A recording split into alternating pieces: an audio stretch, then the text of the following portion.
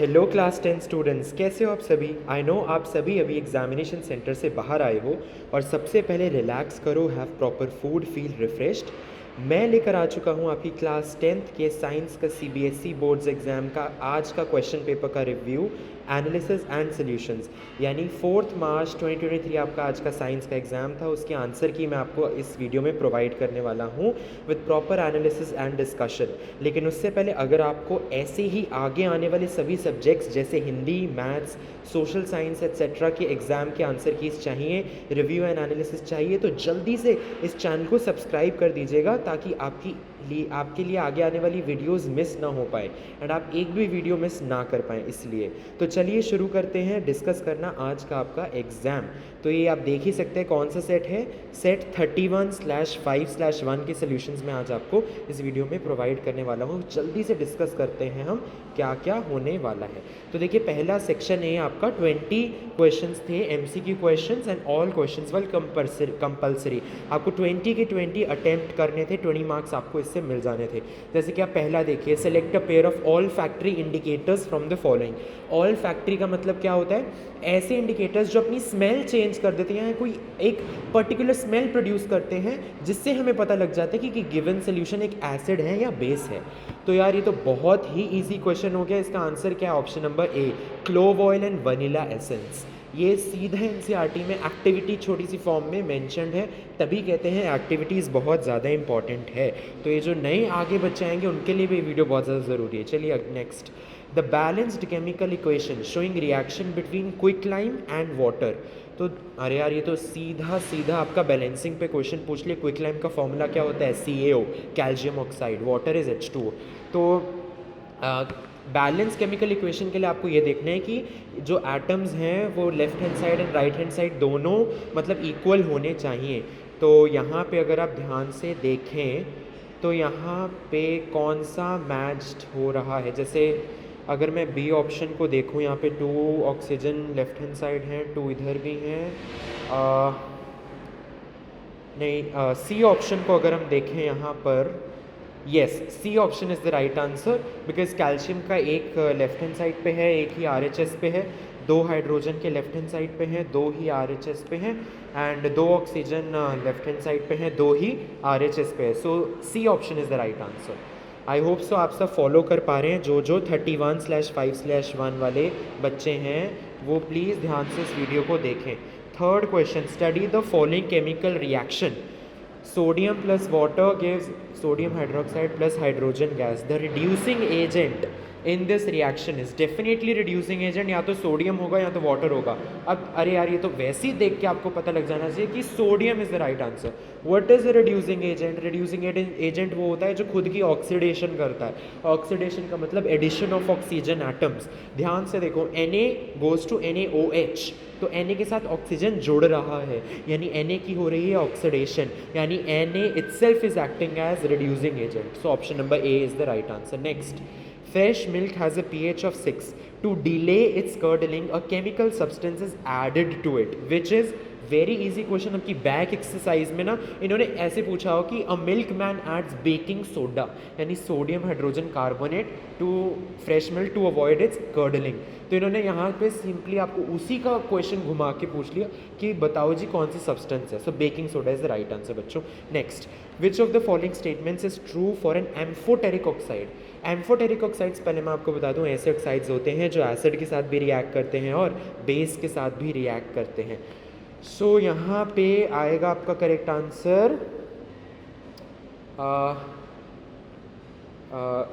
Acid as well as base. So definitely B option मेरे को सही है लग रहा है, क्योंकि it reacts with acid as well as base to form salt and hydrogen gas, to form salt and hydrogen gas. या फिर एक second, you have to take an example for this amphoteric oxide.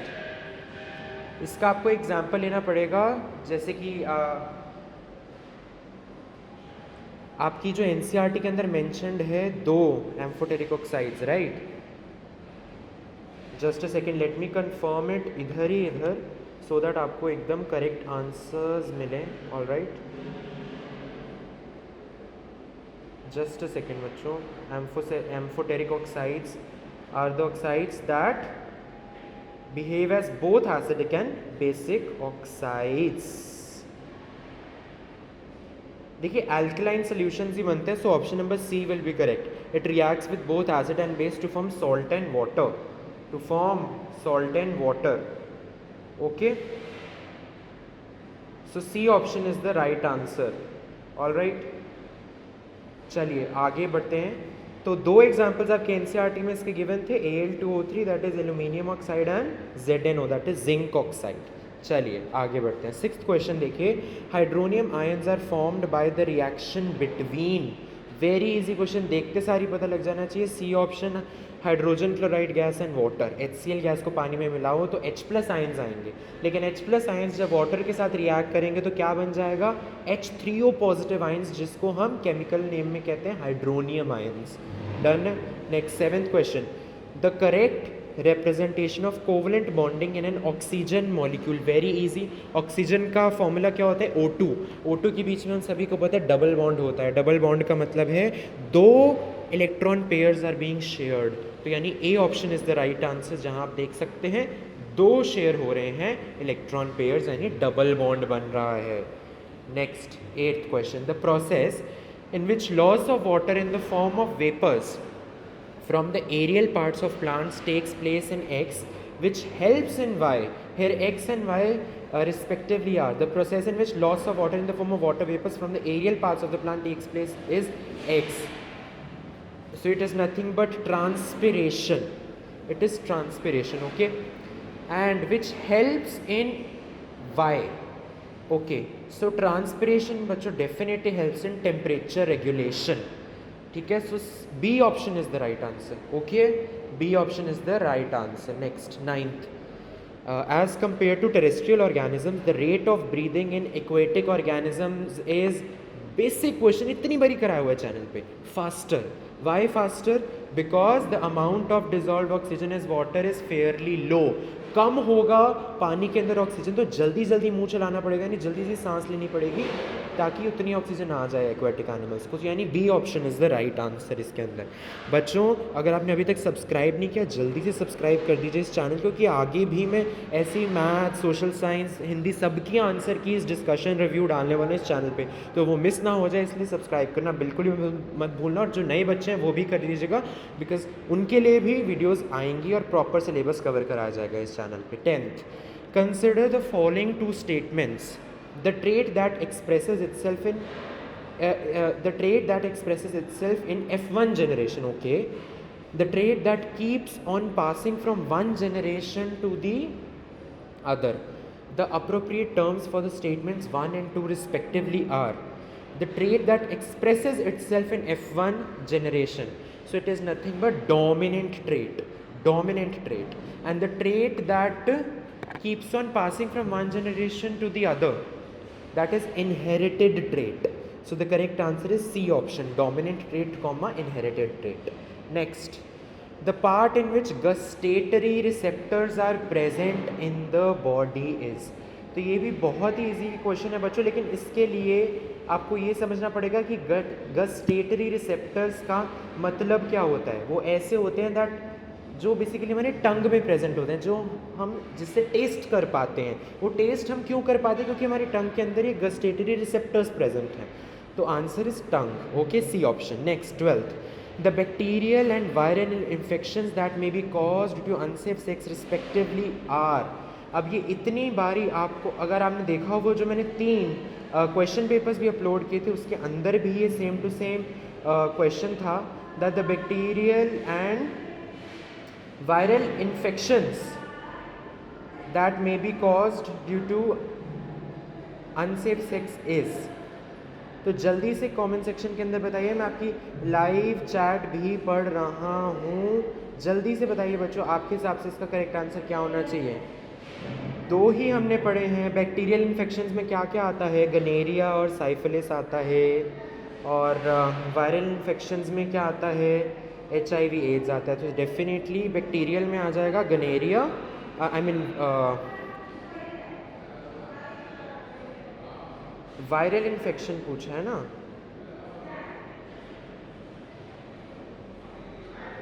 just a second बच्चों, let me confirm this also once because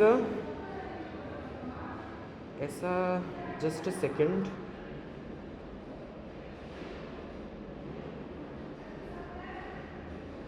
Gonorrhea, warts and HIV AIDS तो no, syphilis and warts. Yes, D option is the right answer, syphilis and warts. Because gonorrhea and syphilis are bacterial infections and HIV AIDS and warts are viral infections. So D option is the right answer, syphilis and warts.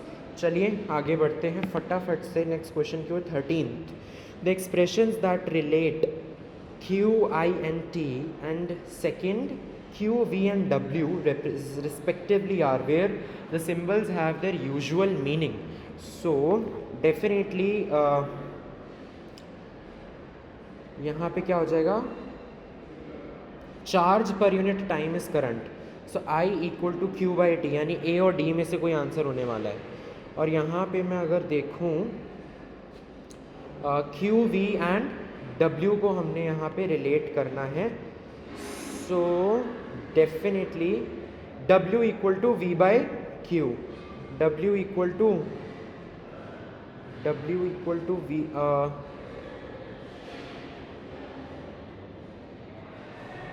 तो बच्चों basically आप अगर देखो A और D option का जो second part है, W equal to V by Q भी है और इन्होंने यहीं पे Q equal to V by W कर दिया है.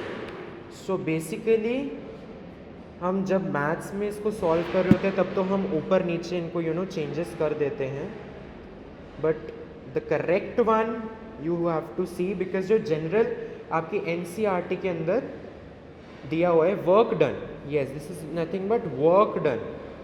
Okay, so V by Q, वही work done equal to V by Q ही होता है. ओके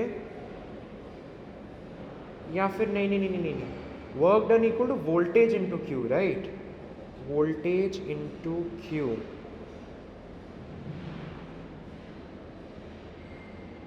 एक्चुअली ये क्वेश्चन अगर देखा जाए 11th का भी बीच में कॉन्सेप्ट है, work done equal to V into voltage into charge. What is W over here बच्चे? W is work done, right. Just a second, let me confirm this once for all of you all.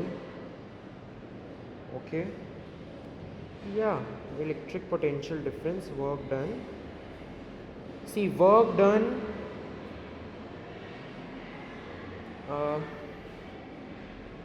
we need to confirm this, voltage equal to work done by charge, यानी V equal to W by Q.